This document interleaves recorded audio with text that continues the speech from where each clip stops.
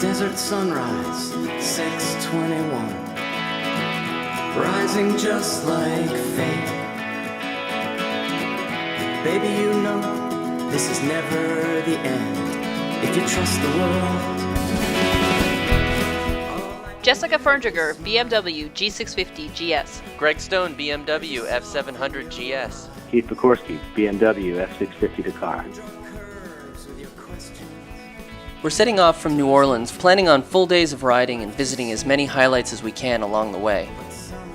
On day 4, Jess will break off towards home for her first solo trip. Meanwhile, Keith and I will spend the next few days jumping between dirt trails and mountain twisties. Then Keith will continue on to DC for a few days holiday with his girlfriend, Sarah, while I savor the mountain roads on the way home. Finally, things will wrap up when Keith drops Sarah at the airport and rides for home.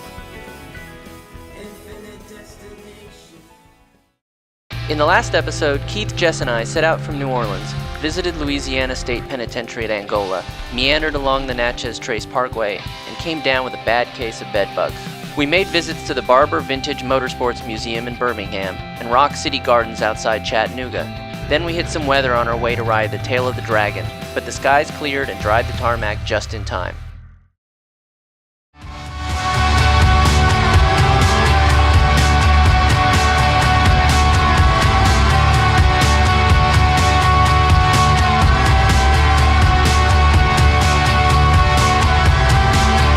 So this is Deal's Gap Motorcycle Resort. It's kind of a cool setup because they've got this little motel deal right here. Hardly seems like a resort. This is the Tree of Shame at the end of Tail of the Dragon. It's just a collection of broken parts from the various bikes that have come through the Tail of the Dragon, or I should say not come through. So here it is, Tree of Shame, no gain, and a lot of pain. Taming the Dragon. So there you go.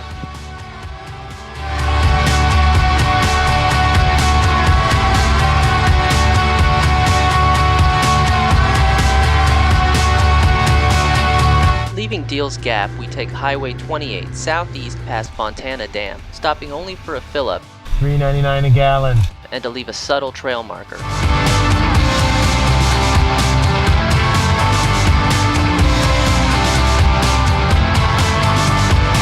roughontheroad.com. Without a Bluetooth intercom, Jess uses intricate one-handed signs when she has something to say.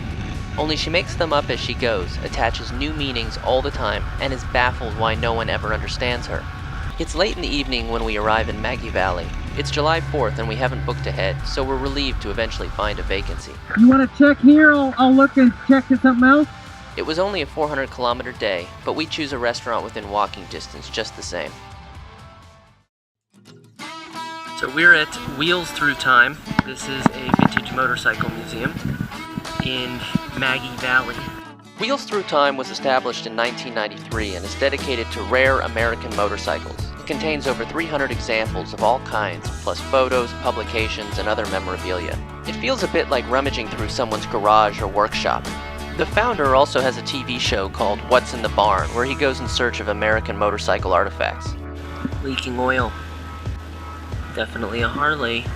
The wicker sidecar. If only it had a rocker. Jess is leaving. She's got her solo trip home that's going to take her a couple of days. Your chain. Yes, don't forget to oil your chain. Of course. Okay, tonight.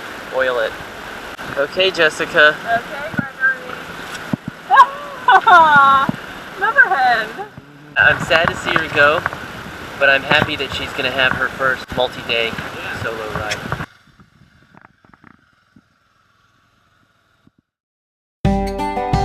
After Jess leaves us, Keith and I head back into the National Forest to follow a dual sport route recommended by GSM Motor Ranch.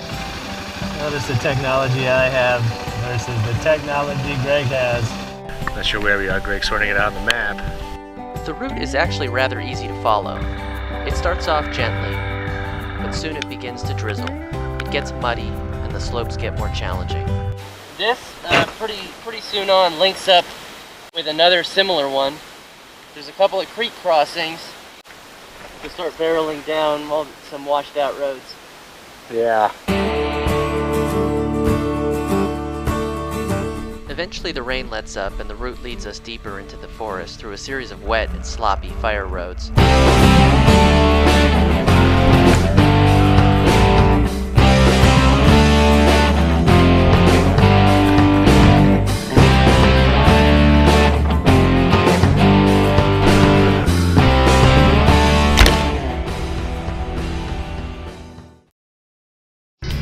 Meanwhile, Jess makes her way into Asheville and somehow manages not to take up residence there.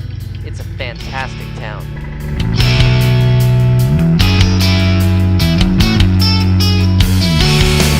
So I just got into Asheville. It was very nice. I'm here now at a gas station, just looking to see how to get to the Pisgah Parkway.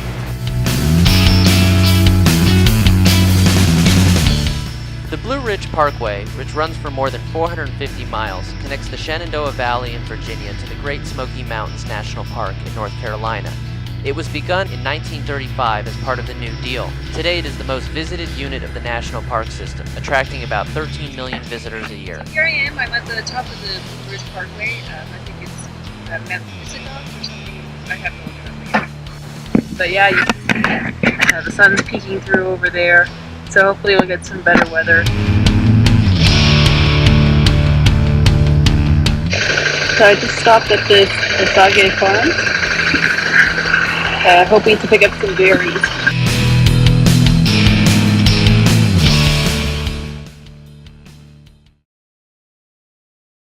There are plenty of small hazards that we push through or avoid along the way, but eventually one gets the better of Keith. What happened? I went over, caught something I couldn't get. It just drug me down sideways. So we've got a bent pannier rack here. That's the sign of having too much fun. Well, luckily, I come prepared for situations just like this.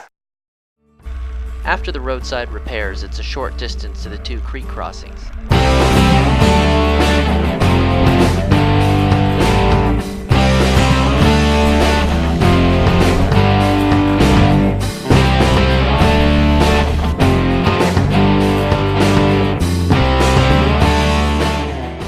As we make our way out of Pisgah National Forest, it begins to drizzle, then pour.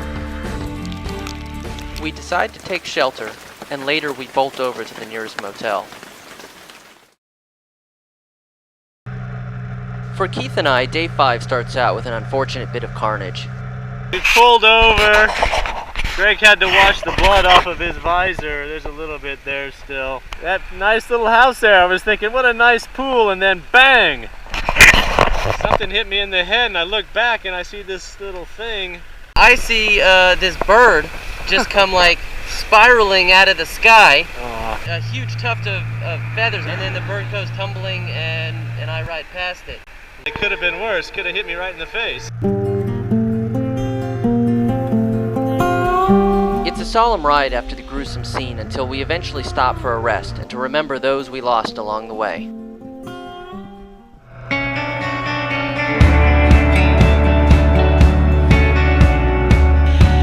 A few hours later, and it's a stop for lunch and fuel. Watermelons, peaches, a couple of apples, plums, and blueberries. I mean, what's not to like? Oh, and a yoo-hoo. A little bit of chocolate to go with it. We're making our way now towards Mountain City, where we've been told there's a lot of good trails, and just getting there is beautiful. I mean, beautiful country roads going through some cow country, some farms. So I usually have a deflector or a little spoiler that attaches here. When it's on, it means we're spending too much time on the interstate.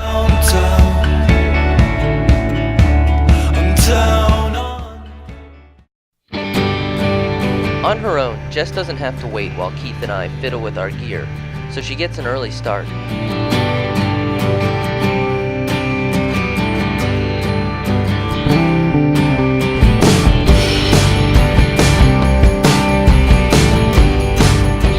here I am at Desoto Falls in Alabama, the highest waterfall that's in Alabama. It was a beautiful ride in. There were deer, there were cardinals, and I think maybe even a blue jay. It's really beautiful, and I just love that I have it all to myself. We're at Doe Mountain Recreation Area. This is a series of trails that we heard about as we came into the area.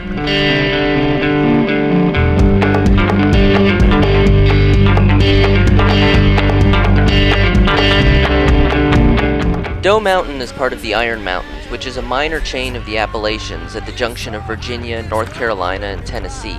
The recreation area is a series of ATV and motocross trails that crisscross the mountain. We take Trail 1, which leads up to a fire tower at the summit, and then descends and empties at the other end of the park. The trail starts out simple enough, but very quickly it becomes a challenging route on fully loaded adventure bikes.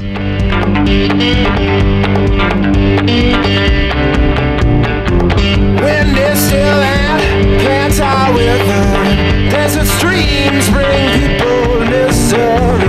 All the water's gone, all the trees are dry, there's no more water, there's no tears to cry. That was a haul. Rocky terrain all over this place. This kills your bike. You can only avoid so much of it. Some of it you just gotta punch through. Yeah.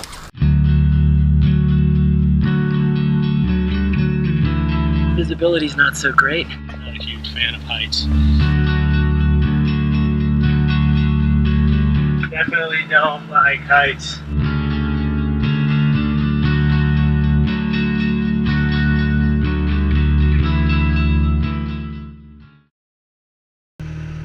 From Desoto Falls, Jess rides southwest, skirts Atlanta, and enters Talladega National Forest.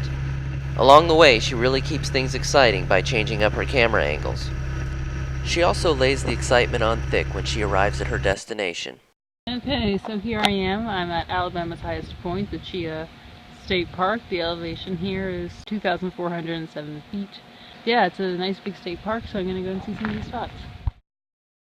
If Cheaha fails to entirely captivate her, Jess is certainly pure enthusiasm when it comes to a stop at a local farmer's market. I stopped at this nice produce place and ended up getting these lovely plums. Oh, they're so luscious and lovely. Take a look. They're very nice. Okay, that one wasn't so nice. This one's nice. So I've already eaten a whole bunch. I just sat in that nice little wicker chair. Back on terra firma, we suit up, expecting the same incident-free riding, but expectations are dashed when I hit a rock trying to turn my bike around.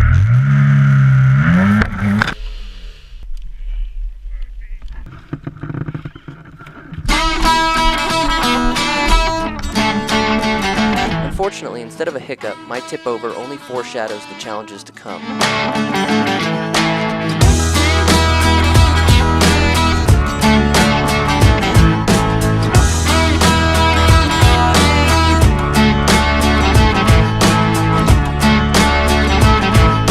All is going well until Pete stops in front of me at a fork.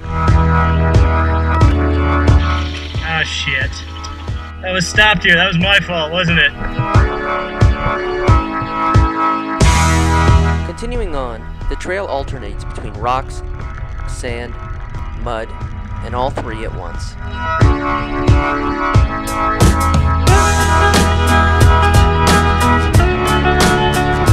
It's exactly what we came for, and I'm enjoying the hell out of it.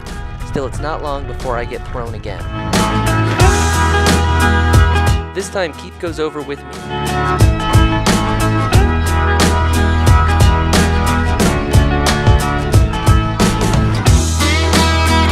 Now the slope increases sharply, the trail degrades, and things really take a bit of a spiral. Soon Keith goes down again. And again after that.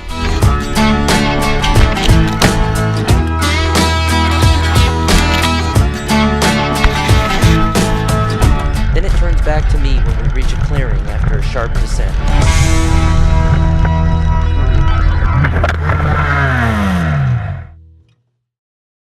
This is the dejected end of a long, rocky trail. Both of us have just lost our traction several times in fucking gravel. It's like fucking sand with fucking sharp points. I took a nice fall, this big nice elbow there. Landed on my head. Greg looks defeated. Bikes have gone down several times. And we're at the end of the day. After riding about 300 miles, we took this trail.